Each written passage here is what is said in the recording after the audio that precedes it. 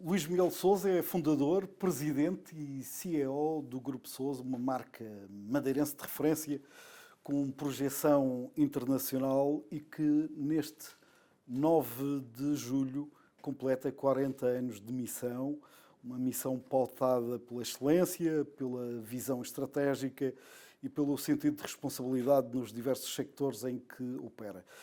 Nesta conversa vamos às origens, aos números que atestam a robustez, mas também à visão para o futuro. Isto sem esquecer o contexto de incerteza internacional, as instabilidades políticas crescentes, tanto no país como na região, e, inevitavelmente, as habituais narrativas insulares. Obrigado, Luís Miguel de Sousa, por esta entrevista ao Diário e a todos os meios com ele associados. O que é que o levou há 40 anos a criar o Grupo Sousa? Eu acho que nada e tudo, não é? Portanto, nasce com uma atividade de muito pequena dimensão, um agente de navegação e um transitário, muito pequeninos, e foi crescendo. Ninguém nasce com a ambição desmedida, ninguém consegue medir os efeitos depois das decisões e da abordagem que se faz, no fundo, às oportunidades. E elas foram acontecendo. O grupo foi aproveitando, foi crescendo, foi consolidando, foi afirmando competência, foi afirmando capacidade de concretizar. Tudo isso culmina hoje, 40 anos depois, num grupo que muito nos orgulha, num grupo que muito nos responsabiliza, mas muito virado para a excelência, para o bem fazer, para o bem querer, procurar manter ligações fortes às comunidades onde operamos. Queremos sempre oportunidades, criar oportunidades dentro das comunidades e crescer com elas. O crescimento faz-se também com todos. Ninguém cresce ou faz sozinho. E, portanto, nós temos tido essa capacidade de afirmar, temos tido a confiança dos nossos clientes, dos nossos fornecedores, do sistema financeiro. Portanto, e tudo isso tem feito com que a concretização deste projeto tenha sido um projeto que nos orgulha, de sucesso, mas um sucesso com muita responsabilidade.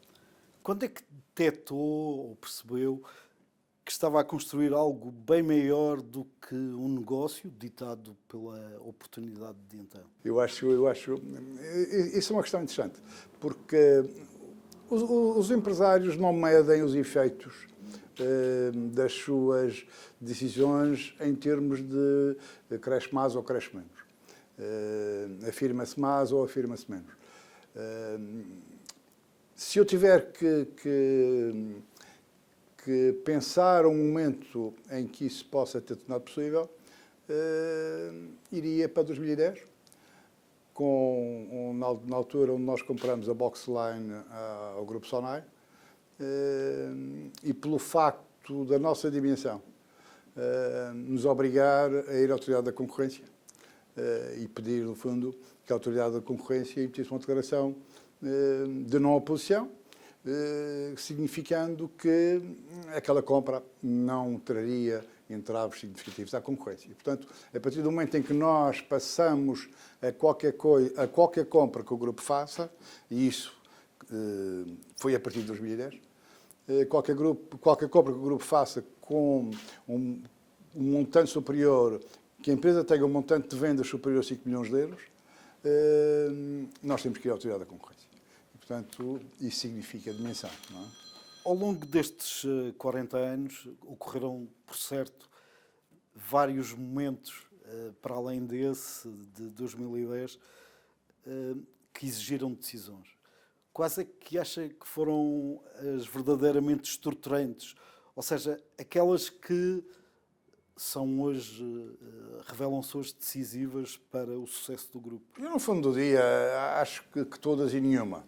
Mas se eu tiver que olhar, a grande decisão, porque o grupo é basicamente um grupo de transporte marítimo, um grupo de um armador, e, portanto, há um momento marcante que é a compra, que é o início da compra da empresa de aviação madeirense, um armador regional, que depois vem a ser refletido na nossa decisão de comprar a Boxline à Sonai e comprar a Boxline, dar-nos a abertura, dar-nos a entrada no mercado dos Açores e comprar depois a Boxline ao grupo Stand.io, que nos deu a entrada nos mercados internacionais, nomeadamente Cabo Verde, Guiné, Espanha, Algeciras e Ilhas Palmas.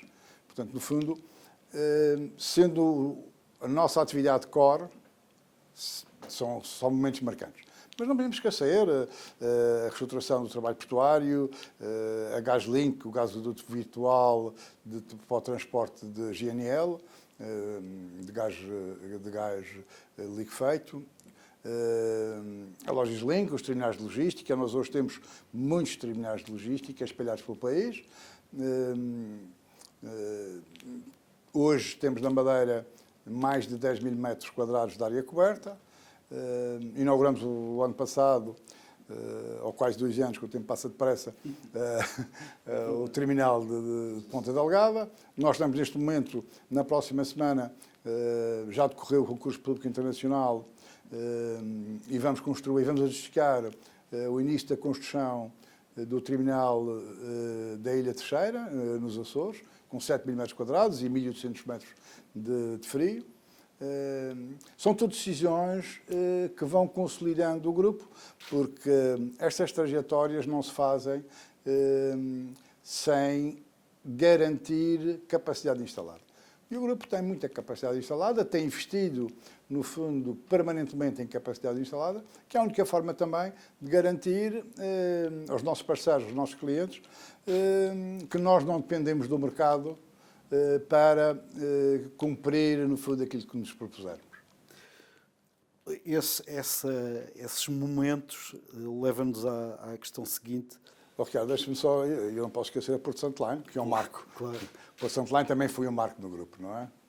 Até pela responsabilidade de ir garantir o transporte entre 2 ilhas da região autónoma da Madeira, com grande importância para a população, quer da Madeira, quer do Porto Santo. E essas ligações levaram-nos também a ser uma referência e um marco na história do grupo. A capacidade do grupo mede-se muito por números que hoje traduzem a pujança que o grupo tem. Quais são aqueles que gosta de realçar sempre que é chamado a partilhá-los? Eu acho que os 2 grandes números são 1.100 pessoas, competência, capacidade de concretizar, capacidade de bem fazer, posicionamento ético, muito virado para as comunidades onde nós estamos, e os 650 milhões de ativos que nós temos, que é, no fundo, a capacidade que nós temos instalada para permitir entregar aquilo que nos propomos, desde navios, equipamento portuário, plataformas logísticas, caminhões. Portanto, há aqui toda uma capacidade que nos permite, de facto, fazer bem. A pergunta impõe-se, dada a diversidade de negócios, é um grupo com operações em contextos geográficos também diferentes. Como é que se consegue liderar e manter a identidade e cultura num grupo com este manancial de operações em vários países? Isso faz-se com grande capacidade em juntar equipas, fazer boas equipas, promover boas lideranças, promover talento, garantir que as oportunidades que são dadas às pessoas mais capazes, aquelas que estão mais disponíveis para entregar aquilo que lhes é exigido. E, portanto, tudo isso faz com que, nas várias geografias, o grupo mantenha uma unidade muito forte. Nós sabemos, e isto é uma grande mensagem que tem sido passada ao longo dos anos, que o grupo vale pelo todo. As partes sem o grupo valem pouco porque sozinhas não conseguem contribuir. Nós não inventamos nada.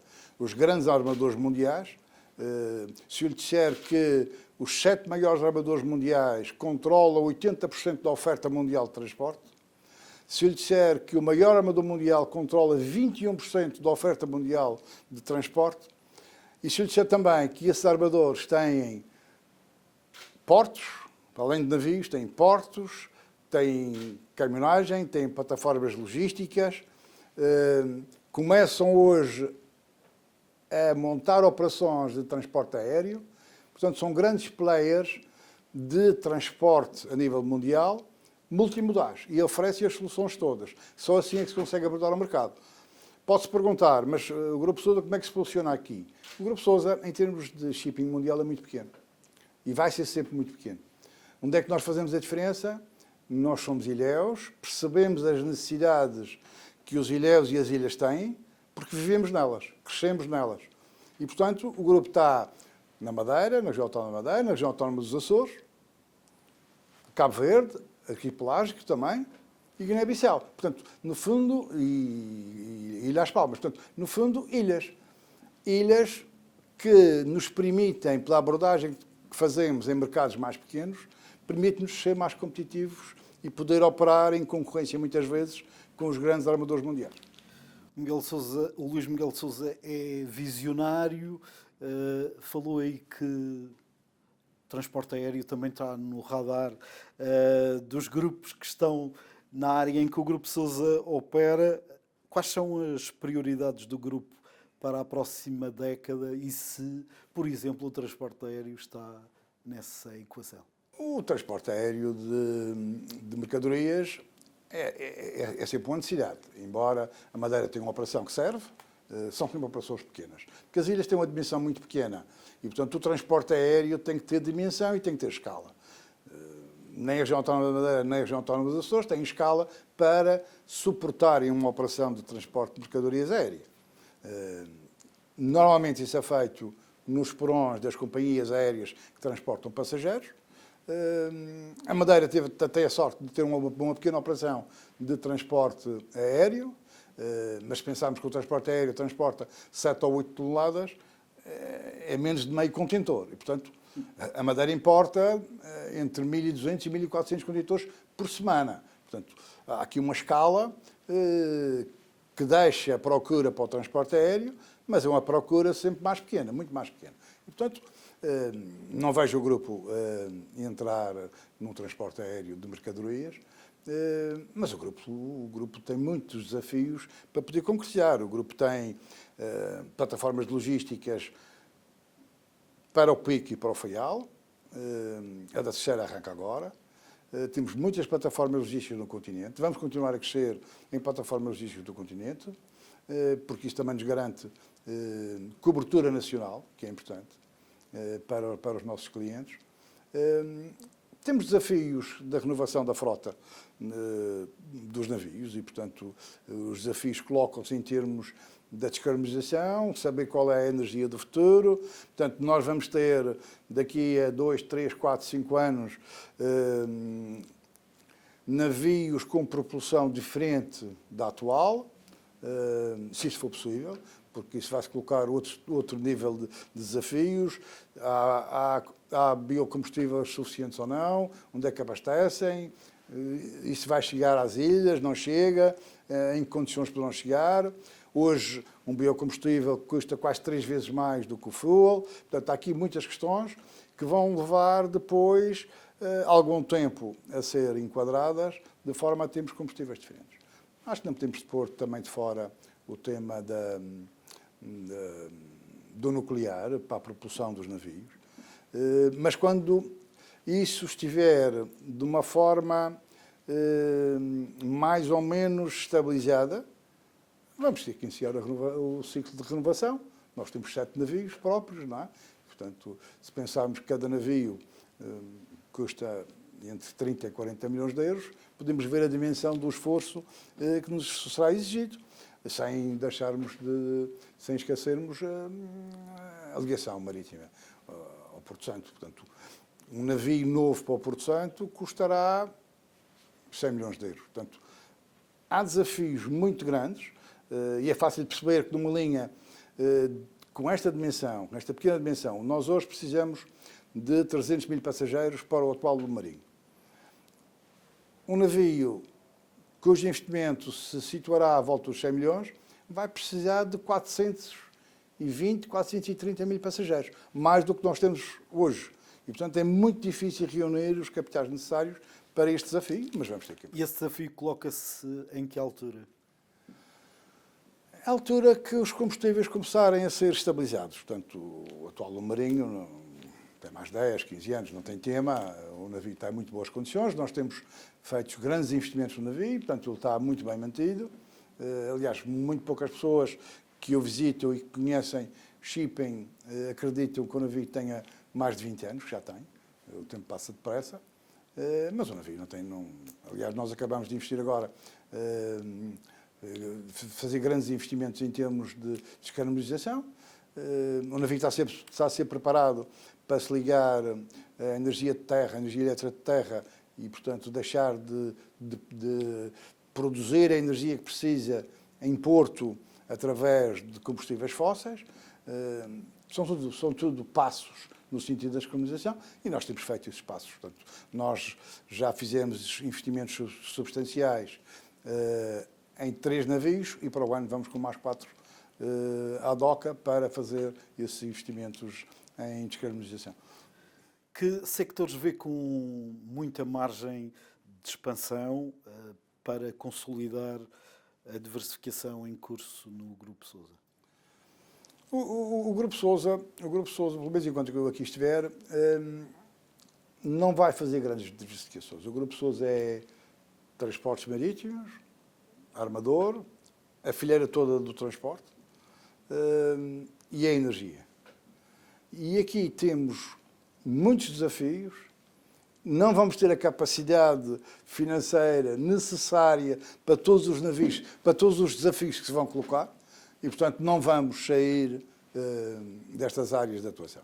O que não quer dizer que daqui a 10, 20 anos ninguém sabe, portanto, o mundo muda tão depressa, portanto, que possam haver outras áreas de intervenção. Mas o sector da energia ainda é vasto. O setor da energia é outro que também está num ponto de ruptura. Não? Portanto, ruptura no sentido de saber como é que se vão posicionar os consumidores e a produção. Eu tenho poucas dúvidas que haverá um momento em que todos nós produzimos a nossa energia. Aquilo que produzimos a mais, vamos fornecê-la ao nosso vizinho e vice-versa. E é preciso saber como é que depois garante rede, garante que o sistema funciona, garante que o sistema não colapsa. Portanto, há muitos desafios. Depois, como é que vamos produzir? Vamos produzir, já se sabe que não se consegue produzir com renováveis, porque são intermitentes, nomeadamente a eólica e a solar. A Europa começa a voltar a falar outra vez no nuclear. A Europa não tem capacidade de produzir energia de fontes fósseis, porque não tem a matéria-prima. Não há capacidade de montar um sistema, mesmo com baterias, só com renováveis. E, portanto, é preciso encontrar outras formas. Eu tenho poucas dúvidas que a Europa vai ter que caminhar rapidamente para o nuclear, como forma de garantir uma rede estável, a preços aceitáveis e sem poluir. Não é? No fim do dia, o nuclear não polui, não é? O Luís Miguel tem tido o cuidado de preparar o futuro, que tradicionalmente uns chamam sucessão, outros chamam substituição, ou seja, renovação natural de liderança. Como é que tudo está definido a esse nível no seu grupo? Eu acho que o único desafio que eu tenho, ou que eu tive, foi garantir controle acionista futuro. O grupo não é um grupo familiar, um grupo está no fundador e a partir do momento em que eu deixo de aqui estar, ou que ceda às participações acionistas, eu vou garantir que as minhas filhas continuam juntas a controlar 80% do grupo. Tudo o resto está feito. O grupo é um grupo totalmente profissional, com pessoas muito competentes, com quadros muito competentes, e o grupo vai se renovando todos os dias. Aliás, há uma situação que me faz e que me dá satisfação. Nós estávamos numa atividade no Porto Santo, uma atividade num encontro de quadros, e houve uma pessoa que passou e perguntou a uma das nossas pessoas se isto era um grupo de informática.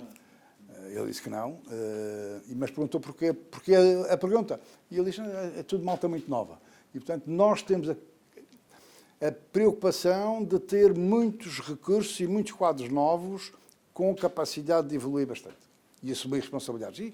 E se olharmos para as nossas pessoas, em cargos de responsabilidade, temos muitas pessoas com pouca idade. E, portanto, essa questão está resolvida porque o próprio grupo resolveu isso pela forma e pelo seu posicionamento e pela forma como funciona. E, portanto, tudo isso não será questão. A única questão que se colocaria era a questão acionista. E, portanto, eu já fechei um protocolo familiar com as minhas filhas e, portanto, e esse tema também fica resolvido.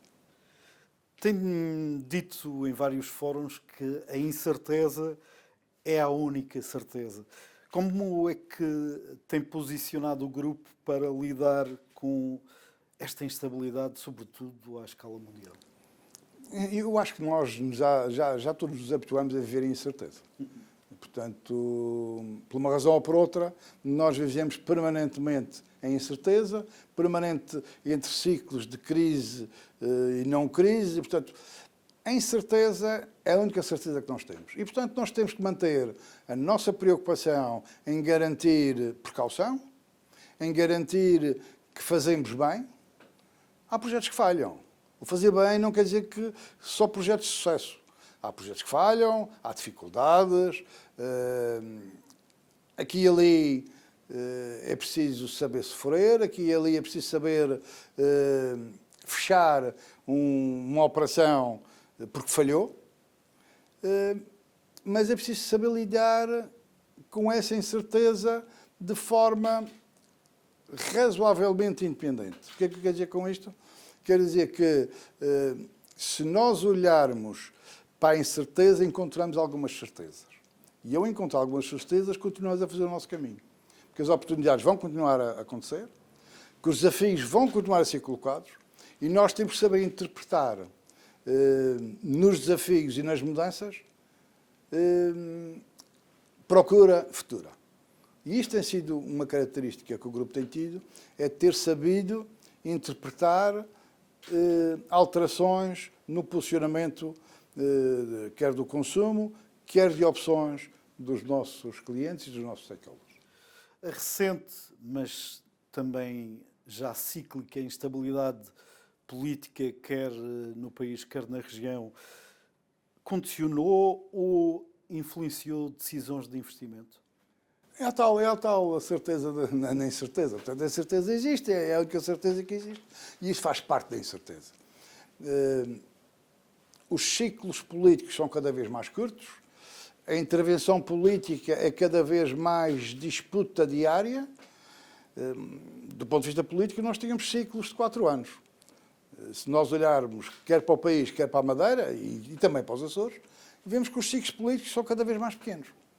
E, portanto, a fragilidade de encontrar soluções de longo prazo é cada vez maior. Mas é o que é. Uma vez mais, é uma incerteza que nós temos de saber gerir. E, portanto, temos, sendo isso o novo normal, e não é só no país, a Europa tem muitas situações dessas. Portanto, nós temos que garantir que o nosso caminho se faz com essas incertezas.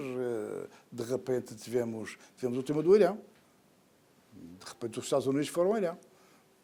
O mercado não antecipava que os Estados Unidos fossem ao Irão. Israel tinha atacado o Irão, queria ficar por ali, mas não, os Estados Unidos foram lá. Portanto, gerou-se outra vez mais uma incerteza muito grande. Temos muitas incertezas na política americana, as tarifas, a taxa de juros, E quer queremos, quer não, os Estados Unidos continuam a ser o grande país com grande influência geopolítica e geoestratégica. E, portanto, é mais uma incerteza que nós temos. Agora, as coisas continuam a ter que ser feitas. As pessoas continuam a ter que viver. As pessoas continuam a ter que encontrar os seus caminhos. E, portanto, é nesses caminhos que nós, nas comunidades onde estamos, inseridos, com elas, vamos fazendo os nossos caminhos. Viremos agora para a página mais regional, que é sempre muito apetitosa do ponto de vista mediático. Alguma vez sentiu que o facto do grupo ser madeirense limitou a ambição ou o reconhecimento nacional? Ou seja, o Grupo Sousa teve de provar mais por ser oriundo da Madeira? Eu acho, quer queremos, quer não, o país é muito centralista. Portanto, Lisboa é Lisboa e, portanto, a capital do país e, portanto, sendo muito centralista, desvaloriza aqui e ali as periferias e as ilhas e as regiões autónomas e, portanto, isso é uma vantagem. Muitas vezes é uma vantagem. É cá a malta da Madeira. E, portanto, permitia aqui e ali... Retira o foco. Permitia ali... crescer, se calhar, mais rapidamente, com menos concorrência, com menos agressividade. Mas o país tem características fantásticas. Se nós olharmos para o Porto, para Braga, portanto, o país não é Lisboa. E, portanto, apesar de os grupos nacionais estarem fora de Lisboa, a centralidade política está em Lisboa e isto é um peso. Não senti que isso fosse um handicap, nunca foi. Sempre fui bem recebido, sempre fui... portanto, não é tema. Agora, o facto de ser das ilhas, eu não vejo fazer uma referência ao Grupo Sonai do Porto, mas fazem o Grupo Sousa da Madeira, não é? Ao Grupo Bem Saúde dos Açores. E, portanto, ainda continua a haver aqui algum posicionamento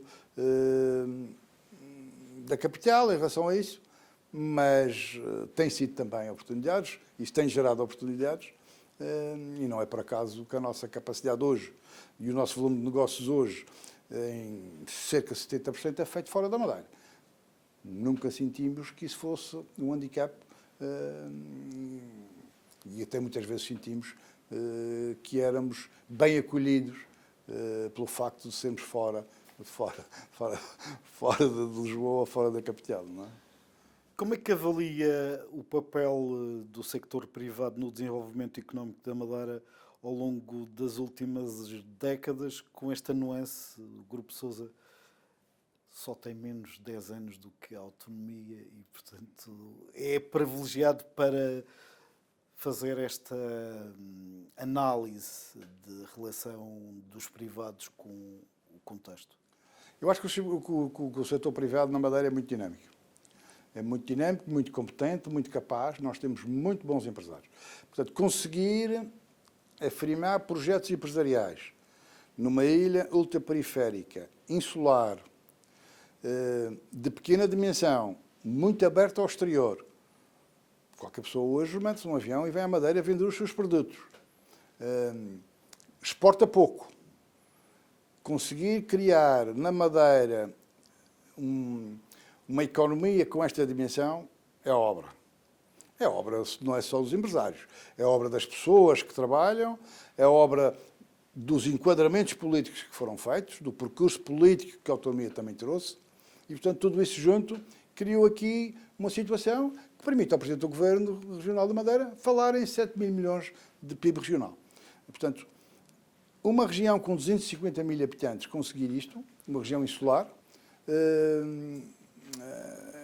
e voltando a referir, de muito pequena dimensão, nós somos 40 mil famílias. E o mercado não é elástico. O mercado é muito pequeno. E, portanto, o nosso território é muito pequeno. Portanto, nós temos que ter uma classe empresarial muito boa para podermos ter estas dinâmicas empresariais que temos na Madeira. Temos grupos importantes. Temos o Grupo Pestana, que é o maior hoteleiro português. Temos a AFA, com um grande posicionamento na hotelaria, com construção e obra pública em Angola. Nós temos uma capacidade muito boa de conseguir concretizar projetos empresariais partindo de uma terra com a dimensão da nossa. E, portanto, isso tem sido... E temos o Grupo Porto Bay, temos grupos bons, muito bons na Madeira, para além de todos os outros que fazem a malha empresarial da Madeira, com maior ou menor dificuldade, que também afirmam, no fundo, projetos empresariais que nos orgulham. A presença ativa e dinâmica dos privados tem gerado, por vezes, alguns preconceitos, até explicações no Parlamento. Como é que lida com a crítica, com a acusação, por exemplo, que o Grupo Sousa tem um poder excessivo na região e que esse poder até lhe dá vantagem competitiva e algum domínio sobre o sector público? Não, isso faz parte da dialética política, da retórica. Não é, nem poderia ser tema. O grupo tem 1.100 pessoas, das quais 650 na Madeira. O emprego qualificado está na Madeira e, portanto, uma região não se afirma sem economia. Portanto, nós precisamos de economia. Para ter economia, nós precisamos de emprego qualificado, que é o emprego melhor remunerado. E, portanto, não é tema, oxalá que a Madeira consiga ter 10 ou 20 ou 30 grupos Pessana, ou grupos AFAS, ou grupos Sousas. Portanto, isso só vai, no fundo, refletir bem-estar para as comunidades que aqui vivem. Eu não sei o que é que diria se olhar para uma MSC que controla 21% da oferta mundial de transporte, que controla a maior frota de replicadores do mundo. E, portanto, isso faz parte. À medida que se liberalizam mercados, concentram-se a oferta, porque só concentrando a oferta e cobrindo a cadeia de valor é que se consegue ter preços mais competitivos e ser mais competitivos. E, portanto, neste percurso, alguma dimensão é sempre precisa. E eu digo muitas vezes que era muito importante que o país tivesse grupos empresariais portugueses de dimensão. Nós temos pouca dimensão em Portugal.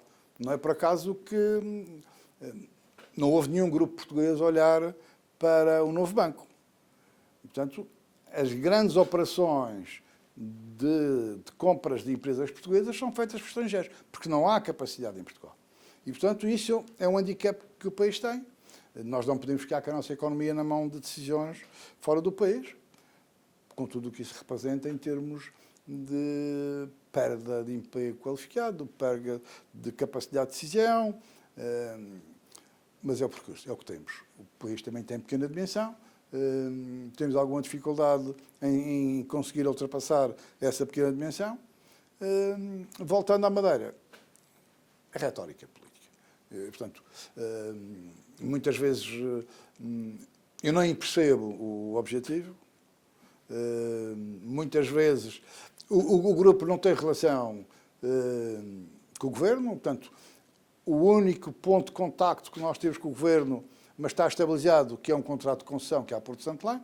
Portanto, o grupo não dialoga com o governo, o grupo não concorre a concursos públicos, o grupo muito raramente fala com os governantes, porque não há nada para tratar, e, portanto, isso é um tema que, do nosso ponto de vista, não existe. Agora, a dialética e a retórica política, os objetivos políticos, cada um tem os seus e, portanto, são livres de equacionar. De dissertar. Sim, não. Qual seria a inversa?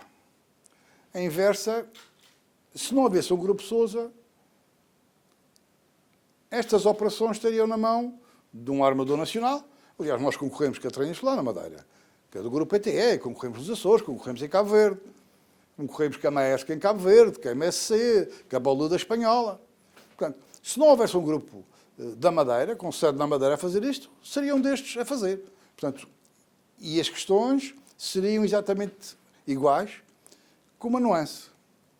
Enquanto as pessoas me encontram na rua e falam comigo, ninguém vai a Madrid falar com o Sr. Vicente Pauluda ou a Lisboa falar com o Grupo ETE. Portanto, há esta proximidade permite agilizar, do ponto de vista da decisão, soluções de interesse para a Madeira que muitas vezes não seriam possíveis se eu estivesse fora.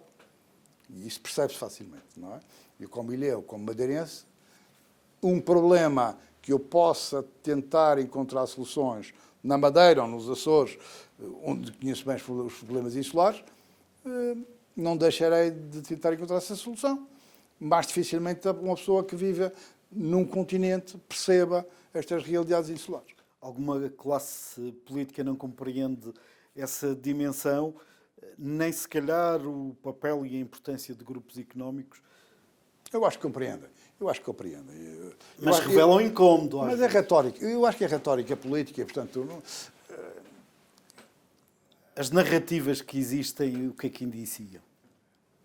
Narrativas e denúncias e outros expedientes. Mas, Ricardo, eu acho que é relativamente fácil explicar isto, porque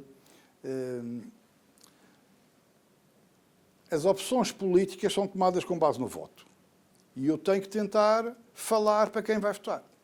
E, portanto, tenho que encontrar posicionamentos que me permitam levar a que as pessoas encontrem, no fundo, pelo menos, resposta aos seus anseios. Não é por acaso que vemos cada vez mais os partidos populistas a assumirem na Europa posições muito fortes. Agora, com o tema na Inglaterra, houve uma sondagem, o Partido Populista do Farage ganharia as eleições com 26% e o atual Primeiro-Ministro teria 24%. Portanto, o falar para as pessoas que vivem ciclos de muita incerteza, muita instabilidade, muita pressão nas redes sociais, muita oferta de soluções imediatas para problemas complexos, que depois ninguém consegue concretizar, como é óbvio. Mas isso é a dialética da classe política que tem que, no fundo, trocar os seus posicionamentos por votos. E eu respeito isso e acho perfeitamente normal.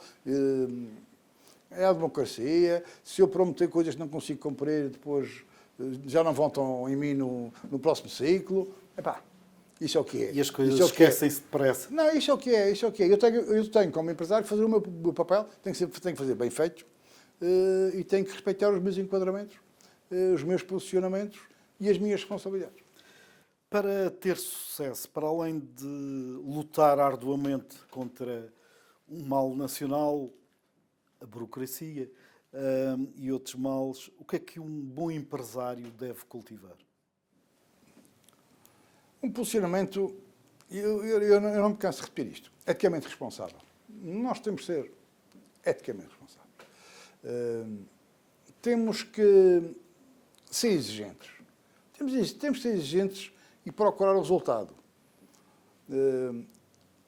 Das dificuldades maiores que eu tenho é estar com pessoas que muito dizem, muito falam e pouco concretizam. Aliás, não é por acaso que Gandhi diz: não me digas o que pensas, diz-me o que fizeste. E, portanto, é preciso concretizar. Portanto, se nós continuarmos na vida a concretizar pouco, vamos crescer pouco, vamos criar pouca riqueza, vamos cada vez mais caminhar no sentido da irrelevância e, portanto, este ciclo tem que ser invertido.